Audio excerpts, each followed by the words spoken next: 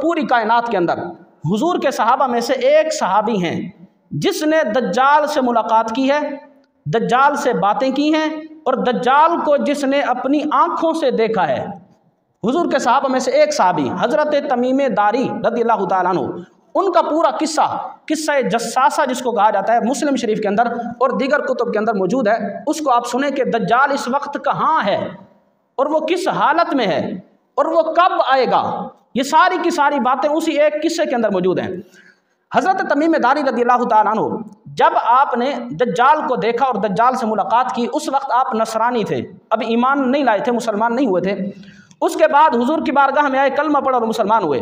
اور حضرت تمیم داری نے پھر پورا واقعہ سنایا کہ میں ایک جزیرے میں دجال سے ملاقات کر کے آیا ہوں اور اس نے یہ باتیں مجھے کہی ہیں۔ جب حضور علیہ الصلوۃ والسلام نے تمیم داری کی اس بات کو سنا تو حضور بہت خوش ہوئے۔ ایک دن جب آپ ظہر کی نماز کے لیے تشریف لائے تو حضور نے اعلان فرمایا الصلاۃ الجامعہ، الصلاۃ الجامعہ، یعنی سارے آؤ، سارے جمع ہو جاؤ، آج ایک عجیب بات تمہیں سنانی ہے۔ اب صحابہ سارے جمع ہو گئے۔ اچھا، عمومی طور پر میرے آقا ظہر کی نماز کے بعد درس نہیں دیتے تھے، حضور کی عادت کریمہ تھی، آپ ظہر کے بعد قیلولہ فرماتے تھے،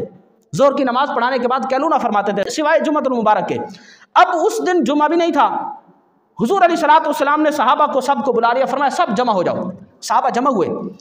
تو حضور علیہ الصلوۃ والسلام نے جب نماز سے آپ نے سلام پھیرا، نماز سے فارغ ہوئے، جلس علی المنبر وهو يضحك، صحابہ فرماتے ہیں اللہ کے نبی جب منبر پر تشریف فرما ہوئے تو حضور مسکرا رہے تھے، حضور بڑے خوش تھے۔ اور اس کے بعد حضور علیہ الصلوۃ والسلام نے فرمایا ہر شخص اپنی جگہ پر بیٹھا رہے۔ پھر فرمایا اتدرون لما جمعتکم، فرمایا تم جانتے ہو میں نے تمہیں جمع کیوں کیا، کیوں آج کہا کہ سارے جمع ہو جاؤ۔ اب آگے سے صحابہ تھے، ان کا عقیدہ دیکھو، قالو، صحابہ نے عرض کی اللہ ورسولہ اعلم، اللہ جانے اور اس کا رسول جانے، ہم تو اللہ اور اس کے رسول کے حکم پر یہاں جمع ہو گئے، آپ کا حکم تھا ہم یہاں پر آ گئے، آپ جانے کہ آپ نے ہمیں کیوں جمع کیا۔ اس کے بعد حضور علیہ الصلوۃ والسلام نے ارشاد فرمایا آج نہ میں نے تمہیں جمع کیا کسی رغبت کے لیے نہ ہی رہبت کے لیے، یعنی کسی چیز سے ڈرانے کے لیے یا کسی چیز کی خوشخبری دینے کے لیے جمع نہیں کیا۔ پھر حضور علیہ الصلوۃ والسلام نے ارشاد فرمایا ان تمیم الداری، یہ تمیم داری ہیں، کان رجلا نصرانیا، یہ نصرانی مرد تھے، فجاء، میرے پاس آئے ہیں، آ کر انہوں نے اسلام قبول کیا ہے، وحدثنی حدیثا وافق الذی کنت احدثکم عن مسیح الدجال، فرمایا اس نے آ کر مجھے مسیح دجال کے متعلق وہ باتیں سنائی ہیں جو میں ان سے پہلے تمہیں بتا چکا ہوں۔ حضور نے دجال کے متعلق جو کچھ صحابہ کو بتایا تھا، حضور اب خوش اس بات پر تھے کہ جو کچھ میں نے ان کو بتایا ہے تمیم داری اپنی آنکھوں سے دیکھ کر آئے ہیں، ایک عینی گواہ، عینی شاہد موجود ہے جو دجال کا سارا قصہ اور اس کی شکل و صورت، اس سے ملاقات کر کے اس سے باتیں کر کے آیا بیٹھا ہے۔ حضور نے فرمایا مجھے اس بات پر خوشی ہے کہ وہ باتیں جو میں تمہیں بتایا کرتا تھا وہ ساری کی ساری باتیں تمیم داری نے آ کر مجھے بتائی ہیں، ابھی اسلام قبول کیا ہے اور دجال سے ملاقات کر کے آئے ہیں۔ اب کیا ہوا، حضور علیہ الصلوۃ والسلام نے فرمایا یہ تمیم داری جو ہیں یہ اور ان کے ساتھ 30 مرد مزید تھے، یہ سمندری سفر کر رہے تھے اپنے بیڑے کے اندر، بحری جہاز کے اندر۔ اچانک کیا ہوا کہ سمندر میں طغیانی آ گئی، موجیں بلند ہو گئی، اور اس کے بعد ان کی کشتی کو 1 مہینہ تک سمندر ادھر ادھر گھماتا رہا، یعنی یہ سمندر کے اندر ہی گم ہو گئے، راستہ نہ ملا کہ کہاں جانا ہے کہاں سے واپس آنا ہے، پورا مہینہ یہ 30 آدمی سمندر کے اندر گم رہے۔ اچانک کیا ہوا، حضور علیہ الصلوۃ والسلام نے ارشاد فرمایا اچانک انہوں نے دیکھا مغرب کی جانب ایک جزیرہ ہے، جزیرہ کہتے ہیں کہ سمندر کے اندر کوئی ایسا ٹیلا خشک ہو، تھوڑی سی جگہ ہو جو خشک جگہ ہو، ادھر ادھر سارا ہی سمندر ہو۔ ایک جزیروں کو انہوں نے دیکھا کہ ایک جزیرہ ہے، خشک جگہ ہے، یہ خوش ہو گئے کہ چلو 1 مہینہ ہو گیا ہم بھٹکتے پھرتے ہیں، اب چلو کوئی ایک جزیرہ نظر آ گیا وہاں جاتے ہیں۔ یہ وہاں جا کر جو اترے، حضور علیہ الصلوۃ والسلام نے ارشاد فرمایا فلقیتہم دابۃ احلب کثیر الشعر، فرمایا اس جزیرے میں انہوں نے ایک بڑے بڑے بالوں والی کوئی چیز دیکھی، اسی کو دابۃ الارض کہا جاتا ہے کہ جو قرب قیامت آئے گا، دابۃ الارض، بڑے بڑے بالوں والا تھا اور موٹے موٹے بال اور بڑے بال تھے، اتنے بڑے بال تھے، فرمایا لا یدرون ما قبلہ من دبرہ، پتہ نہیں چلتا تھا کہ اس کا اگلا حصہ کون سا ہے پچھلا حصہ کون سا ہے، بالوں سے اتنا بھرا ہوا وہ جانور تھا کہ اگلا اور پچھلا حصہ، منہ والی طرف اور پیٹھ والی طرف سمجھ نہیں آتی تھی کہ اس کا منہ کہاں ہے، بات ہم اس سے بات کہاں سے کریں، پتہ نہیں اس کا منہ ہے ہی کہاں، ایسا عجیب چیز دیکھی۔ تو تمیم داری اور ان کے ساتھیوں نے پوچھا ویلا کی ماں انتی، تیرے لیے خرابی ہو تو ہے کیا چیز، تو اس کے اندر سے آواز آئی قالت انا الجساسہ، اس نے کہا میں جاسوس ہوں، میں جساسہ ہوں، دجال کا جاسوس، دجال کا ایک کارندہ ہوں، اس کا ایک ساتھی ہوں۔ تو انہوں نے کہا کہ جساسہ کا کیا مطلب ہے، اس کی کوئی وضاحت کر۔ اس نے کہا میں تم سے کوئی بات نہیں کرنا چاہتا، اندر جاؤ، اسی جزیرے کے اوپر ایک غار ہے، اس غار کے اندر جاؤ، اندر ایک شخص بیٹھے ہے، بڑی صدیوں سے منتظر ہے کہ کوئی شخص آئے اور اس سے بات تو کرے، یعنی آج تک یہاں کوئی آیا ہی نہیں، ہم دو ہی رہ رہے ہیں، ایک اندر بیٹھا ہے، وہ جو اندر تھا وہ دجال، اور باہر جو ہے یہ دابۃ الارض، دونوں قرب قیامت انہوں نے ظاہر ہونا ہے، صدیوں سے ہم انتظار کر رہے ہیں، اور اس اندر والے بندے کو بڑا انتظار ہے کہ کوئی آئے مجھے دنیا کی خبریں دے۔ اچھا انہوں نے کہا کہ ہم نے کہا کہ پتہ نہیں یہ شیطان ہیں یا کیا ہیں، بہرحال ہم بڑی تیزی سے اندر گئے کہ اندر چلو کوئی ہے ہم سے بات کرنے والا، یہ تو عجیب چیز ہے کہ سارا ہی بالوں سے ڈھکا ہوا ہے، پتہ ہی نہیں چلتا بولتا کہاں سے ہے۔ اب یہ فرماتے ہیں کہ ہم اندر گئے اس غار کے اندر، اس گرجے کے اندر جا کر جو ہم نے دیکھا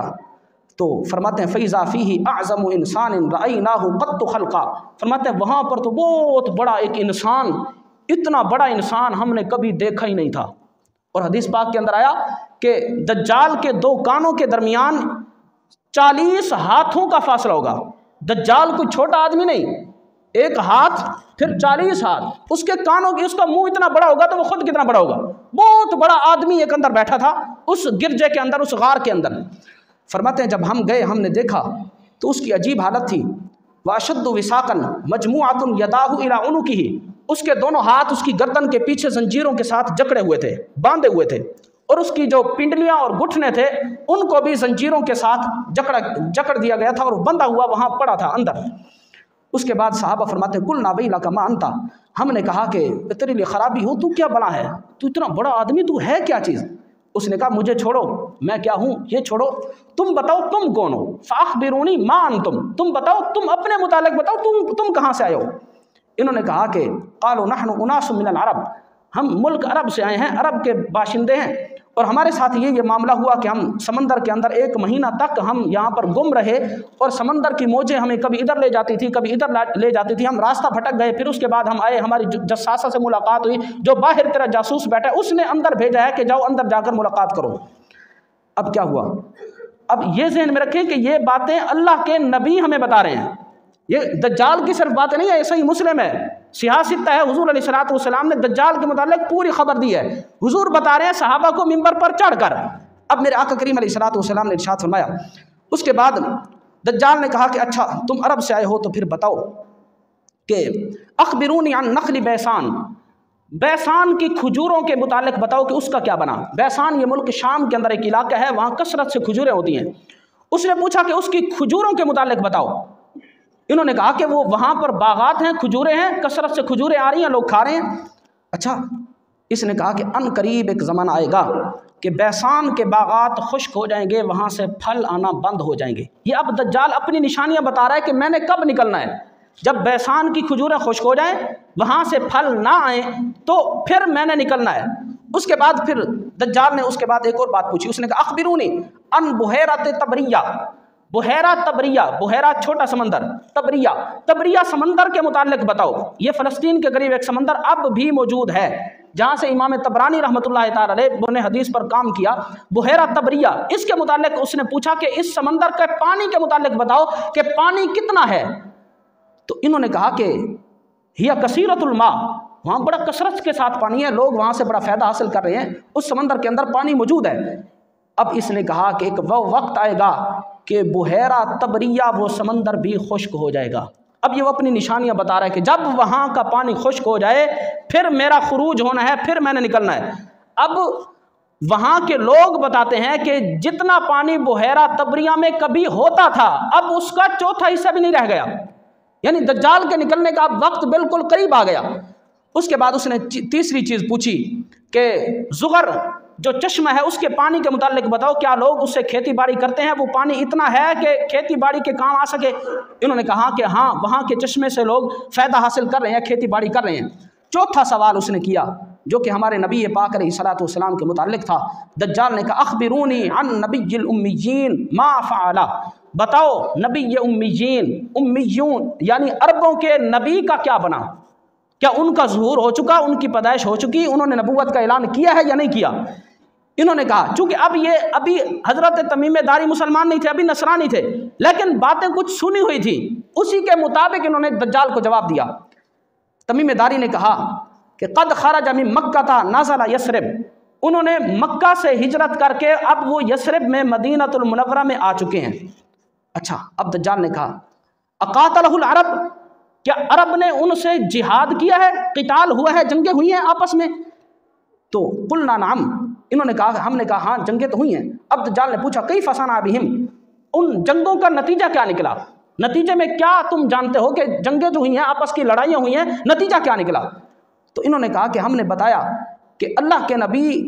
مدینۃ المنورہ کے ارد گرد والے تمام علاقوں پر غالب آ چکے ہیں، اور عرب اللہ کے نبی کی اطاعت کر کر کلمہ پڑھ کے مسلمان ہو چکے ہیں۔ اب جب دجال نے یہ بات سنی نا، اب دیکھو ہے وہ دجال اتنا بڑا فتنہ کہ خدائی کا دعویٰ کرے گا، لیکن دجال کے منہ سے بھی اللہ نے آمنہ کے لال کی تعریف کروا دی۔